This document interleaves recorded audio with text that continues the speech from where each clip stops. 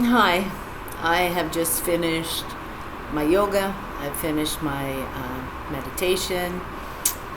I've done my exercises, had my morning coffee, my supplements, and now I'm at loss. I can't. I can't decide if I want to go for my 8-kilometer walk today because the sky looks a little hazy. So it looks like we might get something, but I'm not really sure. So I don't want to be stuck in the middle of a rainstorm. Or a freak lightning storm. I don't know. The sky just looks like a precursor to something, right? So I'm a little leery about that. So now I'm kind of thinking, like, what is there that I can do? I don't have a lot of hobbies. I do make dream catchers, and I have already made one. It's hanging on the wall. I did make a double dream catcher, but I gave one of the dream catchers away, so I just have the short one now. So yeah, I don't feel like getting into anything major. I don't feel like getting involved in a major hobby right now, but I'm bored as hell. Now, there was a period of time where I loved to read, and I did get a library card, so I do have access to the library, but I believe on Sunday it's not open. So what I'm going to do, I think, next week is I'm going to get myself some books, and I'm going to keep a book beside my bed so that I don't have a problem falling asleep. So when I lay down and I say it's time to go to bed, it's time to go to bed, and I'm out like a light. And 8 hours later, I wake up. However, lately, and I it's like that all the time. I don't have any problems with my sleep, but lately I've been really bored. I'm bored. Like, there's not a lot to do. I'm a single woman. I'm a senior. I don't have a wide circle of friends. I mean, you are it. YouTube is it. And this actually keeps my mind active. So that's a good thing. And, I do some writing. I am writing a children's book. I'm at the first chapter, but it's going to be a fun book. It's going to be, a teaching, almost like a teaching book, right? So anyway, I'll get into that in another video, but I do have the first chapter almost done. So I do that. But I have to be in a certain mindset to do that. And I'm not. Lately, I'm not. I don't know why. I'm thinking about my life. I'm 64 now. I got one more year. And I'm like right at that crunch period, right? So seeing it from a distance is a lot different than when you get up to that year before you turn 65. Yeah, it's just and I've witnessed other people. I mean, I worked as a PSW. I've had businesses where I worked with especially challenged individuals. So I've seen this. I've seen people, through the years that have, as they get older and their illnesses escalate and things. And I had a very good friend of mine who lived where I live in the same building, and he started noticing things about his memory and things like that. So he eventually stopped driving. Then he became bored. He became lonely. He became cut off, and he just deteriorated. And I don't want to be that person. I don't want to deteriorate that fast because I don't have a lot going on. So I am getting involved in some things to do with volunteerism and, working with agencies to help those people who don't have the resources that perhaps I have. Okay, so I am getting involved in that, but there's something missing. There is something missing in my life, and I can't put my finger on it. I've got my health back. I'm not smoking. I'm not doing those things that were destroying my body. So I'm not eating the trans fats. I'm not eating sugars. And I'm not saying I never cheat. I do cheat occasionally. I really do cheat occasionally. And I love my ginger cookies that I make. Anyway, so what I'm saying is there's something missing, and I can't put my finger on it. And I know it's not a relationship because I've had opportunities to rekindle romances, to rekindle friendships, to rekindle relationships where I felt loved. Yeah, but it's not going in that direction. I don't want it. For me, I feel that when something is over, it's over. And I got no problem being friends with somebody that perhaps I dated or whatever, right? I get no problem being friends with them, but things have changed. My ideologies have changed. My viewpoint has changed. I love animals. I love nature. I love serenity. I don't want any type of aggression in my life. I don't want any control issues. I don't want... There are so many things I don't want that I've forgotten what I do want. See what I'm saying? So to me, there's something missing, and that might be companionship. I mean, I do have a cat, but that might be someone to sit under the stars with. That might be someone to go for a walk with. That might even be a connection to someone else. But I don't want to share my space with a partner. I don't want to. I have a lot of trust issues from the past, and I still deal with them on a daily basis. A lot of trust issues. I have friendships with people that I knew in the past, but I think it would take a lot of healing for me to get over some of the transgressions that had taken place. And so I don't want to deal with it. At this time in my life, I don't want to deal with it. I just want to enjoy my life. And I have been the gamut. I raised 3 kids on my own. I dealt with, relationships that were horrendous. I dealt with relationships that made me feel like I wasn't good enough, I wasn't worthy, right? And I won't do that shit no more, and I won't do it anymore. But there is, as I said, something missing. I've lost that spark. And, I was thinking the other day, is it because I don't feel needed? And that was a big one for me. I don't feel needed. I don't have a job. I don't work. I don't contribute to the same career that I had my whole life. I don't contribute to it because I am that individual. I am disabled now. I do have those special challenges that the people that I worked with had. So now it's me. Now the shoe's on the other foot. So I was thinking, is it because I don't feel like I am contributing in any way to society? I don't know. I mean, I gave birth to 3 beautiful children who are contributing to society in many ways, many, many, many ways, not just by paying their taxes, but in many ways. So I think that I have contributed, but I think because now I'm 64, I'm looking at that hill that's going downward, and it's going down fast. It was 2 years ago, and I looked in the mirror and I wasn't the same person. This is not the same woman that was looking at me in the mirror 2 years ago. Wasn't.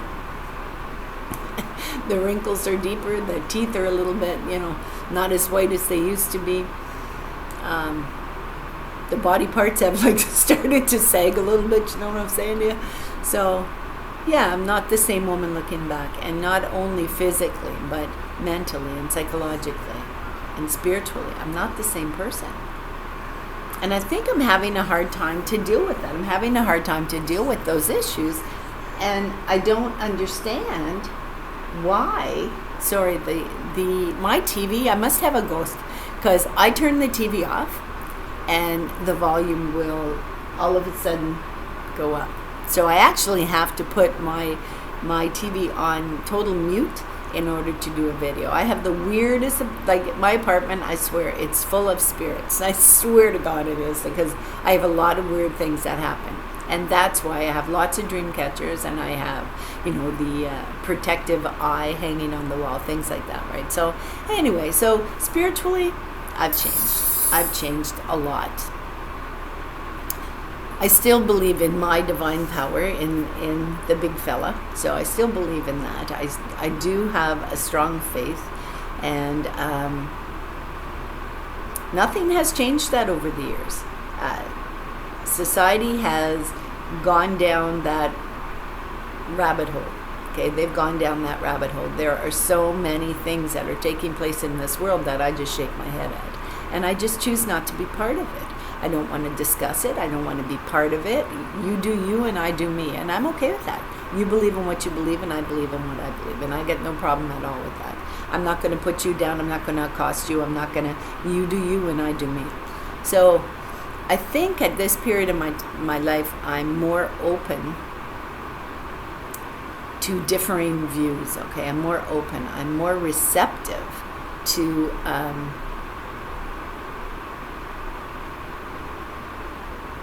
being, what would you say?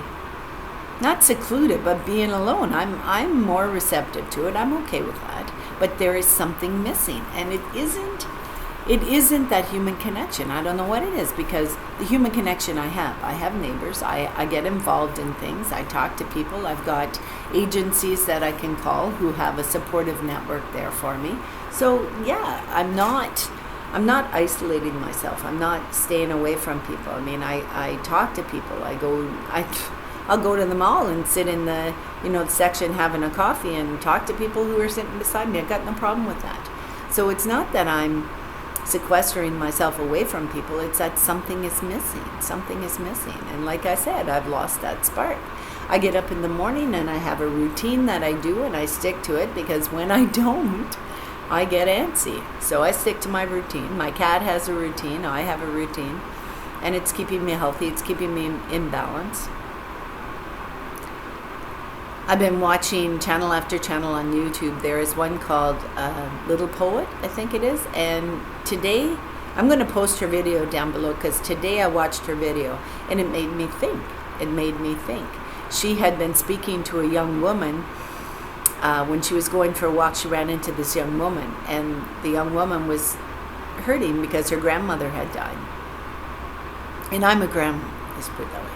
Anyway, her grandmother had died. And so the little poet, the lady, was speaking to her, and they were talking about, like, the young woman said, my grandmother is gone now, and there were so many things that I wanted to ask her, and I never asked her. And the little poet was talking about the fact that, a lot of times we don't communicate enough with those that we love. We don't take that time because busy lives and schools and things like that. But I don't want to get on her topic. I'm going to post it down below so you can watch it. But there were questions that she was asking, wanting to ask her grandmother before her grandmother passed, and she never did. And so Little Poet took those questions and put it on her channel and was asking people to answer those questions in the comments. And I was watching this and I was thinking, they were questions that were dealing with how does it feel. One of the questions I think was, how does it feel to get older? Like what do you think about getting older? What are your ideas about getting older? Okay, and how does your perception of things change as you get older? And I was thinking about this, and I was thinking, damn, they're actually pretty good questions. So I'm going to go back, get the questions, and I am going to answer them. If just on a piece of paper, but I'm going to answer those questions, because I thought, there is so much that as elderly people we have experienced, whether it be work or in families or in just growing up in the hard times. I grew up in the 60s, okay, so even that itself, there is information, education, and knowledge there that I haven't handed down to my kids, because I grew up in an era where you did what you had to do. You lived, you survived, and that's what you did. It wasn't about talking about it. You just did it. That was part of your life.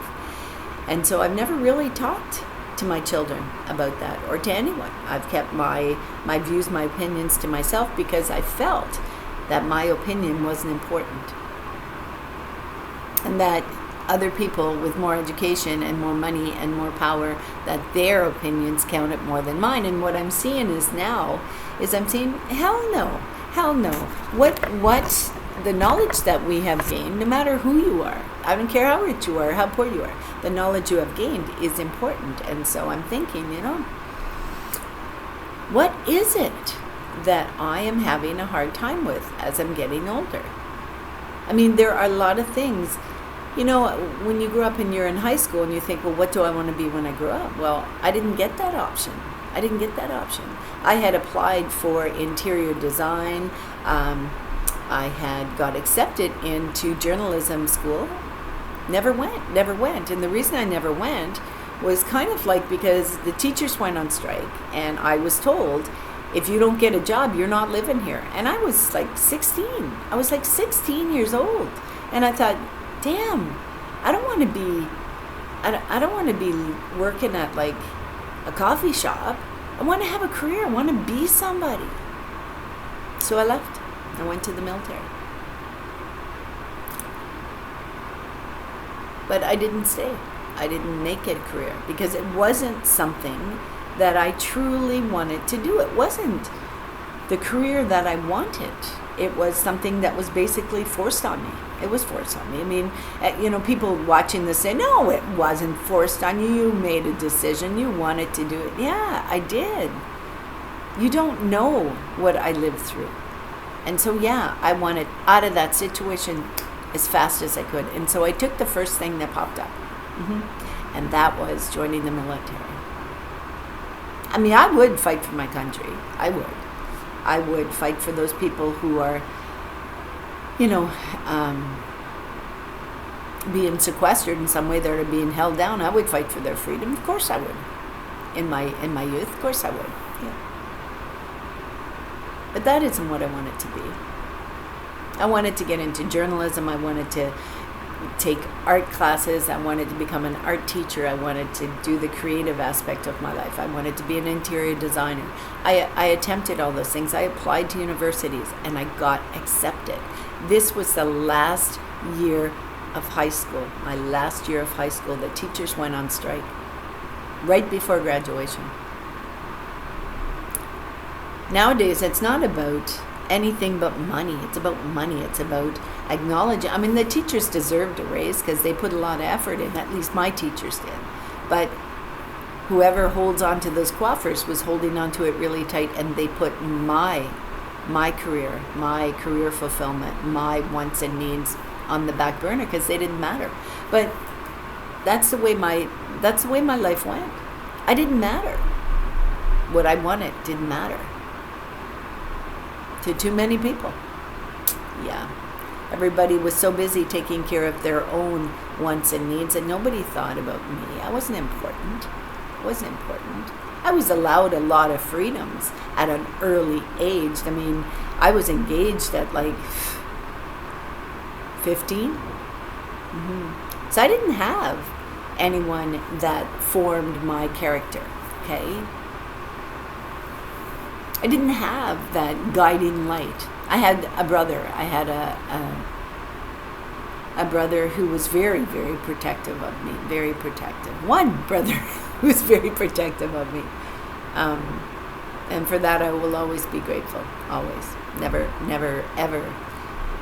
I will never, ever speak a bad word about that individual. Ever. Doesn't matter. But now I look back on my life and I see that, maybe it's because I didn't fulfill what it is I wanted to do in my life. And I didn't, because shortly after that, I went to the military. When I got out of the military, I ended up getting married. I got pregnant early. I got married when I was pregnant. My children were all wanted. They were all very much wanted by me. Very much. Yeah, so the kids that I brought into the world were meant to be here. They were meant to be here for a reason, and they kept my head on straight. They did. For a long, long time.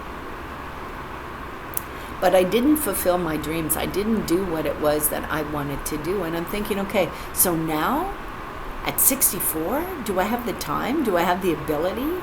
Should I do it? Should I take a course? Should I take a university program that's going to give me the ability to do what it was I wanted to do when I was young? Well, no, I don't think so, because my ideas have changed. I don't have the same dreams and aspirations that I had when I was in high school.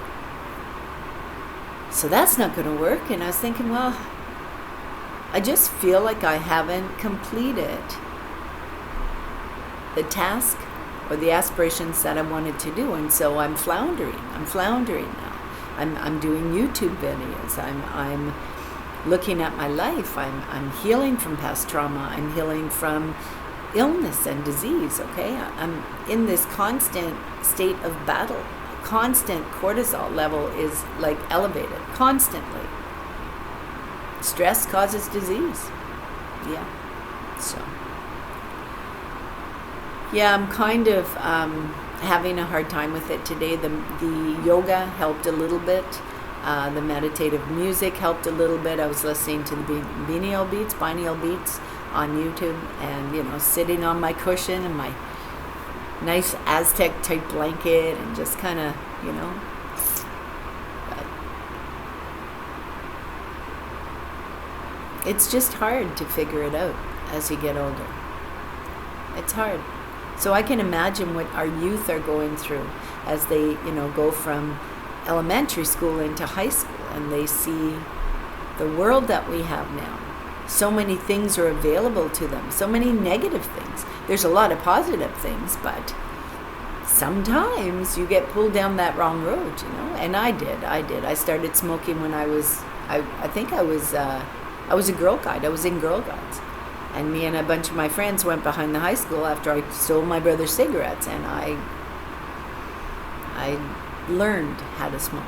Yeah, so I didn't do it again after that. But when I joined the military, I was young and impressionable, and yeah, I smoked like a trooper. I did, and I drank because the booze was cheap. So I kind of waylaid my aspirations. I didn't focus on them. I was so busy with all this crap that was going around me, and I wanted to be someone. I wanted to belong to a group. I wanted to be part of a group, and that's where our young people have a hard time, because they want to belong. And so when someone comes along that belongs to a gang and said, "Hey man, come on, you come hang out with us, we'll take care of you," and then it's a favor for a favor, and then it escalates, okay? And it happens a lot, and it doesn't have to be gangs. It can be relationships. You want to be loved, you want to be part of something, and this person comes along and says, "Okay, oh, I just love you, you're just wonderful, you're beautiful, you're intelligent, I want to be with you," and then you find out that they're abusive, or you find out that they're just dating you because you have smarts. They figure you're going to be worth something someday, right? So there's people get pulled into things because of that need to belong, and we're human. And most humans, most of us, okay, want to belong. We want to feel part of a group. And that's why it's so important as a child that you have a strong familial base. You have a strong foundation. And that is the reason why it's so important to focus on our children when they're little. Yeah. Give them a good grounding. Give them a good foundation to build their own castles on. So, as for me and what it is I'm missing in my life, it could just be I'm missing my kids. Maybe I'm missing the fact that, I'm no longer needed, and they're quite capable. And they are quite capable of taking care of themselves. Every once in a while, someone might get a little waylaid, and there have been instances where, that facade has cracked, where you see the weakness in what your parenting skills were, where you see those weaknesses in, the individuals that your children have become. Yeah. And they learn from what they see. Yeah.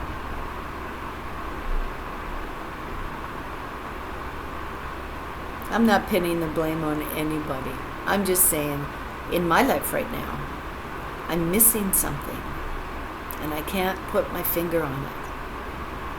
But I'll persevere, and I'll figure it out.